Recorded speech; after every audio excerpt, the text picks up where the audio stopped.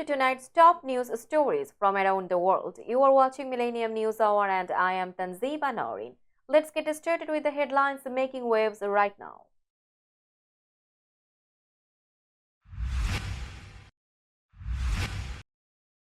Kamala Harris criticized Trump's economic plans, calling him the biggest loser.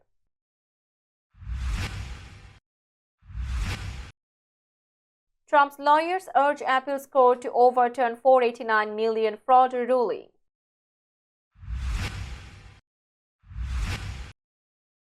NYC Mayor Eric Adams faced bribery and fraud charges in federal indictment.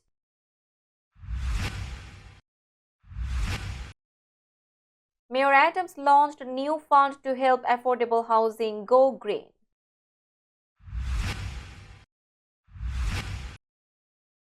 Governor Hochul sent swift water rescue team to North Carolina for Hurricane Helene.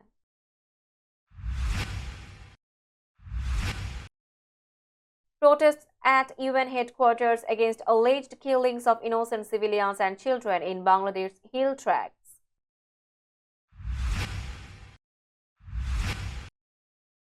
Protests at UN headquarters against alleged killings of millions by the Congolese government.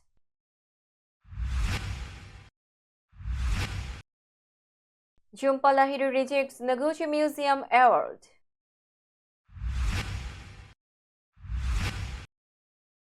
Yunus and Blinken discuss fighting corruption and strengthening institutions in Bangladesh.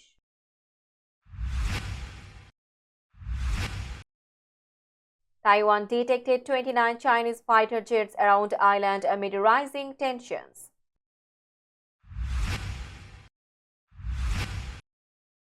88-year-old former boxer acquitted after 40 years on death row in Japan.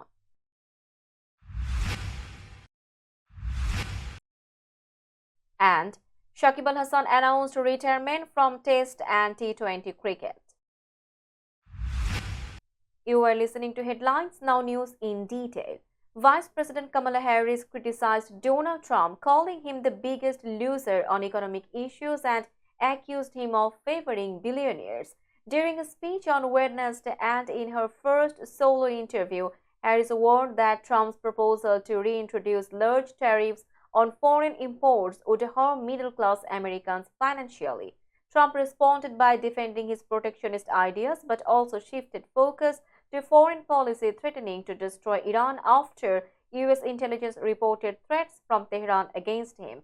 With less than 6 weeks until Election Day, both Harris and Trump are closely tied in polls and are targeting undecided voters. Harris focused on the impact of Trump's economic policies on everyday people, while Trump continued to emphasize national security and protectionist economic policies. Both candidates are expected to increase their efforts to address key issues like the economy as the election draws nearer, seeking to win over undecided voters and strengthen their positions in this highly competitive race. Lawyers for Donald Trump asked an appeals court to throw out a $489 million civil fraud ruling against him. The case stemmed from claims that Trump and his company inflated his wealth to secure better financial deals. New York Judge Arthur Engoron had previously ruled in February that Trump and his sons, Eric and Donald Jr., provided false financial statements to banks, leading to huge profits. Trump was ordered to pay nearly $364 million in fraudulent gains plus over $120 million in interest. During the appeals hearing, Trump's lawyer argued that there were no victims or complaints from the banks. However, New York's attorney argued that the ruling accurately reflected the large-scale fraud over 7 years. One justice questioned the immense penalty, while the New York attorney defended it, saying it was not a punishment but a recovery of profits made from fraud. Trump, who is not facing jail time in this civil case, has denied the accusations and claims the case is politically motivated. The court is not expected to make a decision before the election.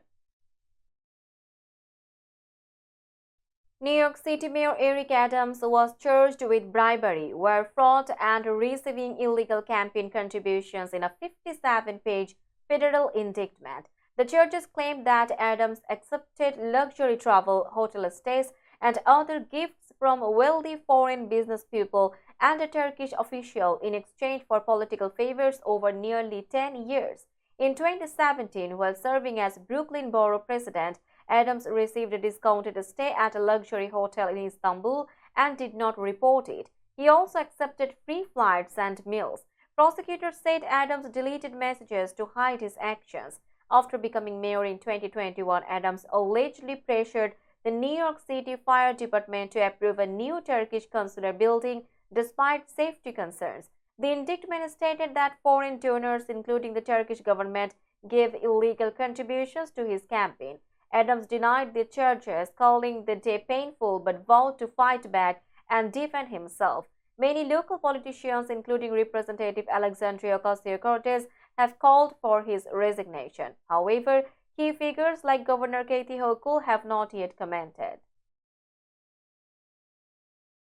Mayor Eric Adams launched the Greenhouse Fund to help New York City's affordable housing projects become greener. The fund will help rent-regulated buildings and low-income co-ops reduce emissions. It is part of Local Law 97, which was passed in 2019 to limit emissions in large buildings. The law allows buildings to buy certificates to offset some of their emissions. The money from these certificates will now help affordable housing projects that need funding for green improvements. The new fund will help reduce air pollution, especially in low-income neighborhoods with high asthma rates. Mayor Adams also asked the New York City Council to pass the J51 housing tax incentive to help more buildings afford emissions reductions. This program is expected to help many buildings outside Manhattan. The fund will start operating before the compliance deadline in May 2025 as the city continues to work towards reducing emissions. The goal is to make New York City greener and healthier for all residents, especially those in disadvantaged communities. We will be back after a short break. Till then, stay with us. This world continuously revolving around various events. Every minute, every second, something is happening somewhere around the globe, and you want to get connected to that event or to that specific moment. Here we come, Millennium News Hour, to get you connected with top USA and international trending news, which includes local news, political news, world news, business news, health and science-related news, entertainment news, sports news, and so on. Millennium News 24 is transmitted and available to be watched free for OLED TVs such as Sony, Samsung, LG, Roku TV, Amazon TV, and Apple TV, and also in all European countries and Australia available with Sky Network, Worldwide Jago TV, Radiant IPTV, Worldwide Jago BD Network, and Horizon Satellite globally. Stay connected with Millennium News Hour to get the world news on your feast. Welcome back to Millennium News Hour. Governor Kathy Hochul deployed a team of 16 swift water rescue personnel, 2 canines, and emergency equipment to North Carolina. The team is assisting communities affected by Hurricane Helene. The rescue team, including members from the Division of Homeland Security, Fire Prevention and Control, Environmental Conservation, and State Police, is on its way to Conover, North Carolina. Governor Hochul praised the team, saying they will help save lives and protect property from the storm's impact. The team is equipped to rescue people and animals, provide medical care, and support helicopter rescues. They brought Zodiac boats, high water rescue vehicles, and drones. This mission is part of the Emergency Management Assistance Compact, a national mutual aid system used during emergencies. The swift water team will stay in North Carolina until their help is no longer needed. Hurricane Helene, a Category 3 storm, is expected to make landfall in Florida on Friday, bringing strong winds and heavy rain. New York's rescue team is prepared to assist with the storm's aftermath and ensure public safety. A demonstration was held at the United Nations headquarters demonstration plaza protesting alleged killings of innocent children and civilians in Bangladesh's hill tracts. The protesters accused the country's armed forces and various agencies of carrying out violent acts in the region without any clear justification. Those taking part in the protest were standing as the voice of millions worldwide, bringing attention to human rights violations in Bangladesh. They are calling for an end to the attacks on innocent people in the hill tracts and urging swift international intervention. This report was sent by Millennium TV CEO Tafadir Noor from the demonstration plaza at the UN headquarters. Congolese citizens gathered in protest at the United Nations headquarters demonstration plaza, accusing the government and its agencies of mass killings of millions of people. The protesters were raising their voices against government oppression and violence, aiming to bring global attention to their plight. However, they alleged that Western nations and the UN have failed to adequately respond to the ongoing humanitarian crisis in the Democratic Republic of Congo. The massive turnout and the scale of protests were notable, with millions standing in solidarity. This report was sent by Millennium News 24 correspondent Grad Merchant from the demonstration plaza at the UN headquarters. Iranian citizens residing in the United States held a protest in front of the United Nations headquarters in New York, accusing the Iranian government of killing civilians and destroying homes and businesses. The protesters called attention to human rights violations by the Iranian regime, demanding an end to the ongoing violence in Iran.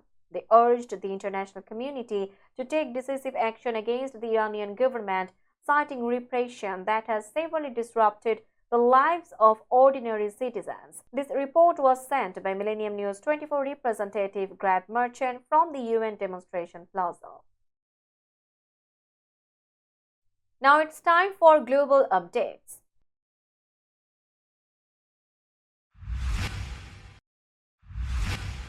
Pulitzer Prize-winning author Jhumpa Lahiri decided not to accept the 2024 Isamu Noguchi Award after the Noguchi Museum in New York City fired 3 employees. These employees had worn keffiyeh headscarves, a symbol of Palestinian solidarity, which violated the museum's newly updated dress code. On Wednesday, September 25, the museum confirmed Lahiri's decision in a statement. They acknowledged her choice and mentioned that their updated policy might not align with everyone's views.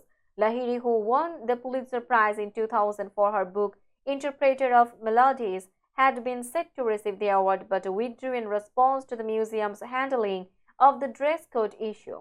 The museum's decision to fire the employees over wearing the keffiyeh headscarves sparked controversy, especially considering the symbolic importance of the garment. The situation highlighted ongoing discussions around dress codes and personal expression in the workplace. The museum's statement expressed respect for Lahiri's perspective, acknowledging that their policies could lead to differing opinions. We will be back after a short break. Till then, stay with us. This world continuously revolving around various events.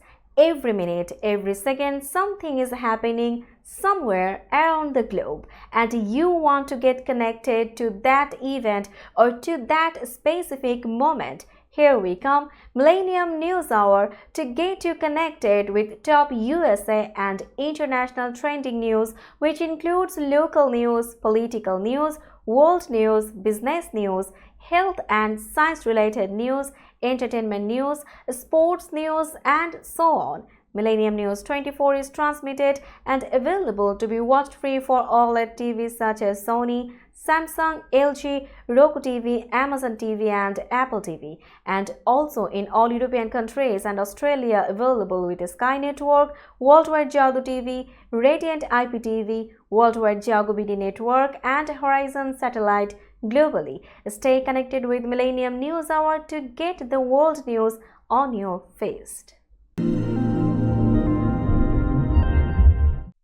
Welcome back to Millennium News Hour. You are watching latest global updates.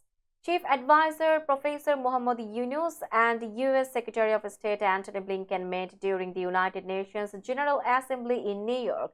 They discussed the need for strong institutions in Bangladesh to combat corruption, protect human rights, and support media freedom. They also focused on respecting labor rights and protecting minority groups, including Rohingya refugees. Blinken expressed U.S. support for free and fair elections in Bangladesh, highlighting the importance of democratic values for the country's future. He also stressed the need for reforms to attract foreign investment and ensure economic stability. The meeting emphasized the deep partnership between the United States and Bangladesh rooted in shared democratic principles. Earlier, Professor Yunus also met with President Joe Biden. During their meeting, Biden reaffirmed the close ties between the two countries and offered continued U.S. support for Bangladesh's reform efforts. This marked the first time a U.S. president met with the head of Bangladesh government on the sidelines of the UNGA. Professor Yunus' press team confirmed this historic meeting. Taiwan's Defense Ministry reported September 26 that 29 Chinese fighter jets and drones were spotted around the island. This came after a 24-hour period of increased military activity by China. Beijing regularly sends warplanes, drones, and naval vessels near Taiwan, which it claims as its territory. The recent rise in military presence followed reports from Japan about a Japanese warship sailing through the Taiwan Strait, asserting its right to freedom of navigation. Earlier Thursday, Taiwan's Defense Ministry detected 43 Chinese military aircraft and 8 naval vessels in a 24-hour period ending at 6 a.m. By the afternoon, an additional 29 aircraft, including fighter jets and drones, were detected.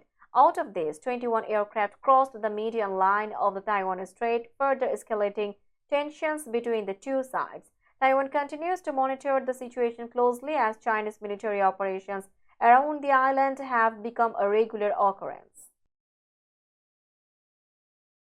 Let's have a look on today's sports stories.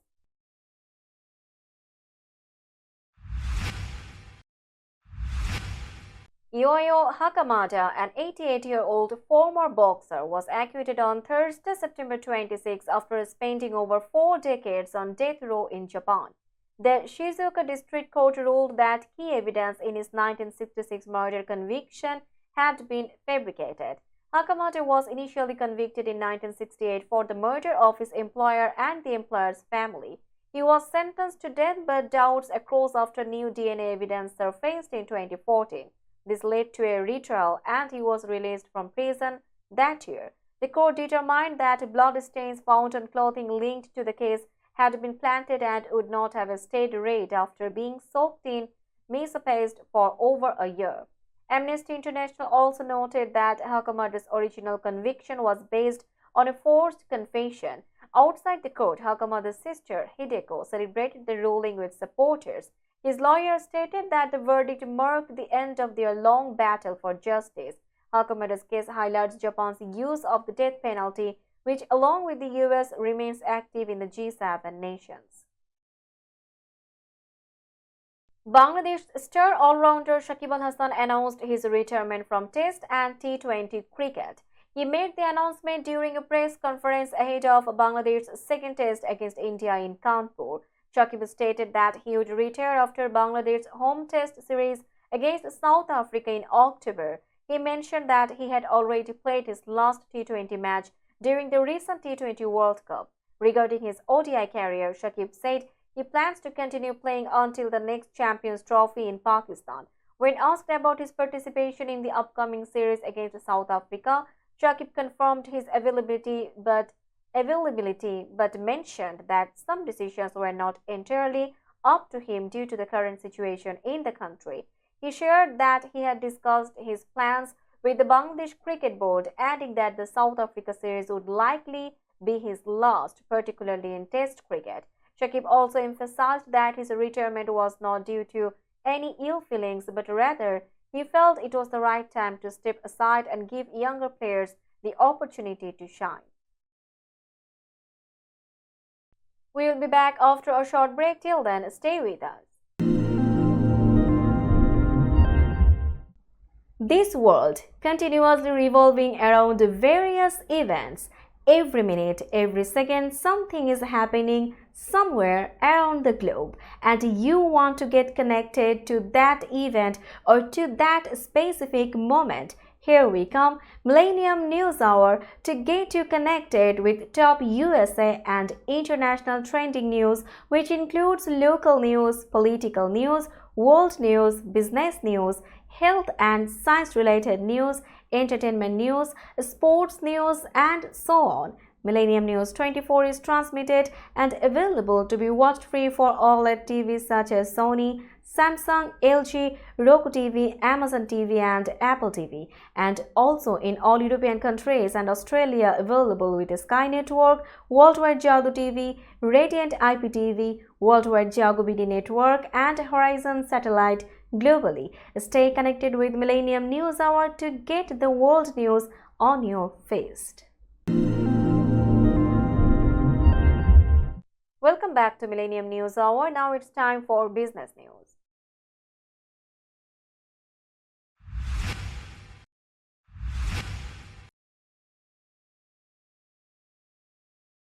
Today's New York stock close price is 19,501.72. The NYSE Composite is increased by 112.54 points or 0.62%.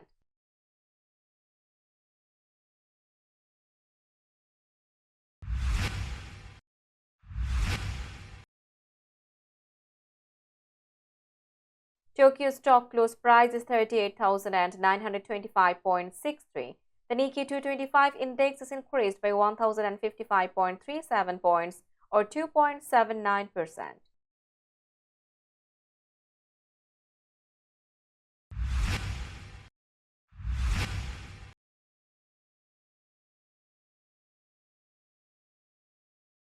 Shanghai stock close price is 3,000.95. The Shanghai index is increased by 104.65 points or 3.61%.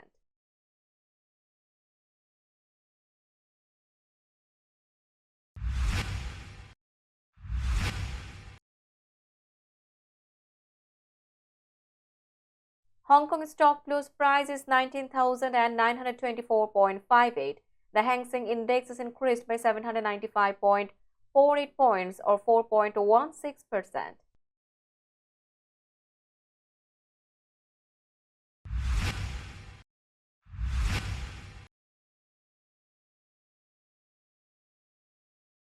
Bombay stock close price is 85,836.12. The Sensex index is increased by 666.25 points or 0.78%.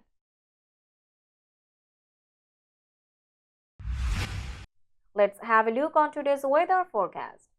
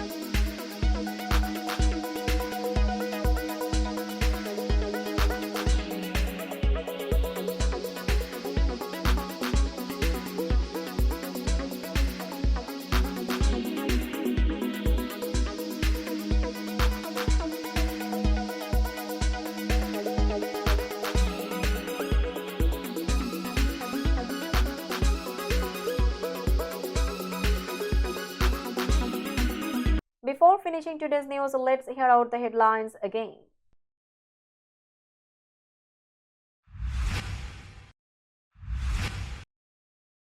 Kamala Harris criticized Trump's economic plans, calling him the biggest loser.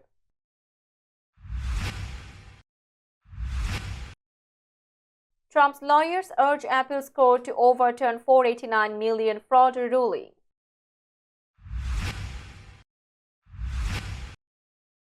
NYC Mayor Eric Adams faced bribery and fraud charges in federal indictment.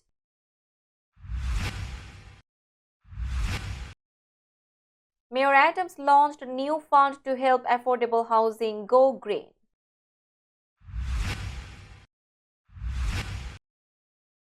Governor Hochul sent swift water rescue team to North Carolina for Hurricane Helene.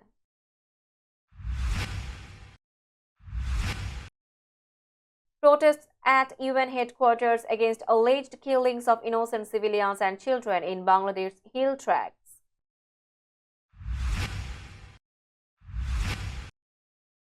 Protests at UN headquarters against alleged killings of millions by the Congolese government.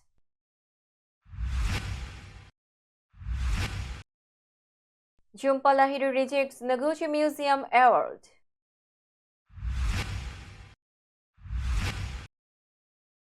Yunus and Blinken discuss fighting corruption and strengthening institutions in Bangladesh.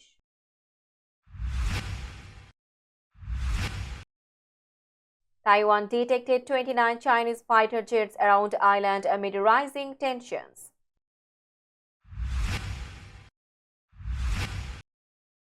An 88-year-old former boxer acquitted after 40 years on death row in Japan.